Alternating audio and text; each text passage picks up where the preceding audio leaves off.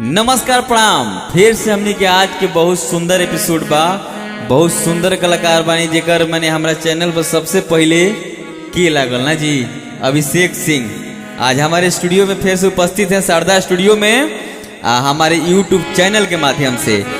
तो गाना सुने से पहले रवसों को बता दी हम कि रवा सब लालका बटन के दावत रही तनी ना जी, लालका बटन दाब के सब्सक्राइब कर ली। जे भी सब्सक्राइब नहीं कैले वहाँ सब एक निवेदन बा, आग्रह बा कि सब सब्सक्राइब करिए हमारे चैनल के। ओकरा बाद घंटी दबा दी, क्या कि जब भी हमनी के नया कलाकार के वीडियो ऑडियो डाली तो सबके मिल जाओ, ठीक बा। तो याद रखी सब्सक्राइब वाला बटन ललका दाब देवे के बा, घंटी भी दबा देवे। वहीं सुनिए हमारा अभिषेक सिंह जी से यहाँ का काल लेके बनी। बताइए अभिषेक। नमस्कार प्रणाम। आप सब भोजपुरिया श्रोता समाज से हाथ जोड़ के विनती रही कि हमार जौन भी पहिलका गाना संजीत मधोसी ऑफिशियल चैनल से गईल बा ओकरा के आप सब बहुत अच्छा प्यार दुलार देले बानी।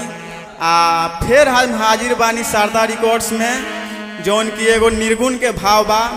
तो अगर ये गाना अच्छा लगे तो ज़्यादा से ज़्यादा शेयर करी, लाइक करी, सब्सक्राइब करी। अपना भाई भतीजा पर शारदा रिकॉर्ड्स पर प्यार आशीर्वाद अपन बनैले रही। यहीं सुनल जाओ ई निर्गुण।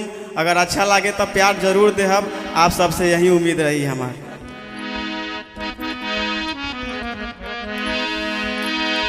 माटी के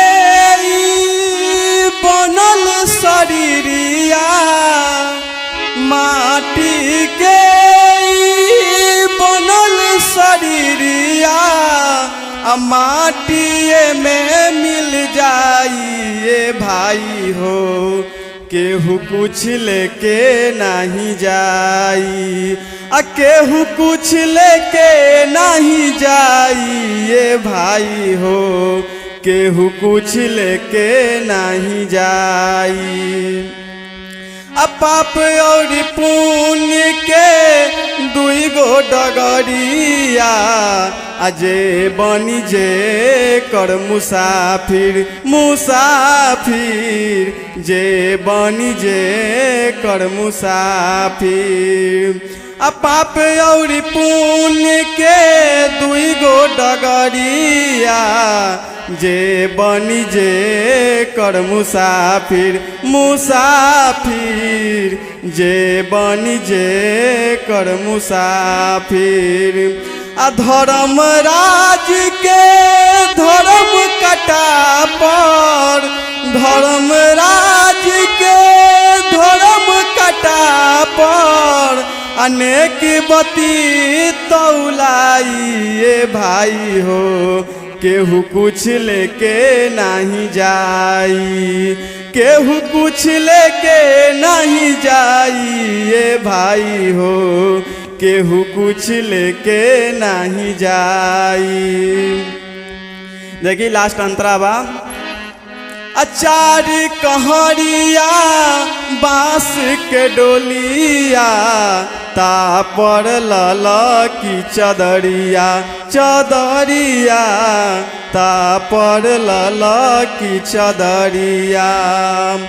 अचार कहरिया बांस के डोलिया, तापर लला की चदरिया, चदरिया तापर लला की चदरिया।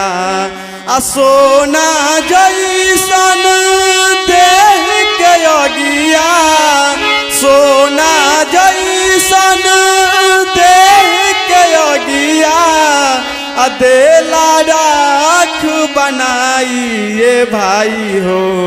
केहू कुछ लेके नहीं जाई, केहू कुछ लेके नहीं जाइए भाई हो।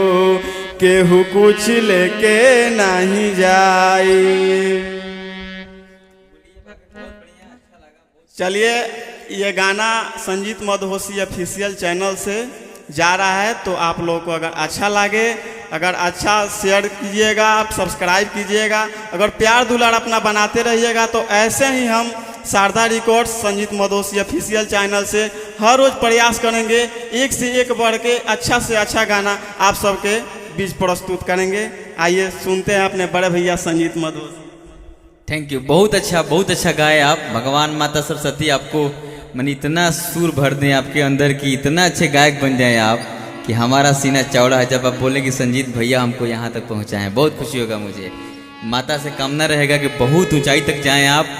आप लोगों से निवेदन है, जितने भी हमारे भाई कलाकार लोग गा रहे हैं, अगर ऐसा वीडियो बनवाना है हमारे चैनल के माध्यम से तो कोई नहीं कॉस्ट ना, फ्री है। आप लोग आइए और मेरे स्टूडियो से जितने भी कलाकार भाई लोग देख रहे हैं, कोई भी सिंगर हैं, अगर चाहते हैं हमारे स्टूडियो के माध्यम से, हमारे चैनल के माध्यम से ऐसा वीडियो बनवाना, तो आप लोग शीघ्र मेरे स्टूडियो में आए, अपना वीडियो बनाए। जब भी आना चाहते हैं आ सकते हैं, आके बनवा सकते हैं। तो भूलना नहीं है, जो भी कलाकार भाई लोग हैं शीघ्र आए, सबको सपोर्ट करेंगे, सबको प्यार देंगे, सबको दुलार देंगे। और याद रखिए कि मेरे चैनल को ललका बटन दबा करके सब्सक्राइब कर दीजिए और घंटी बजा दीजिए। धन्यवाद, नमस्ते।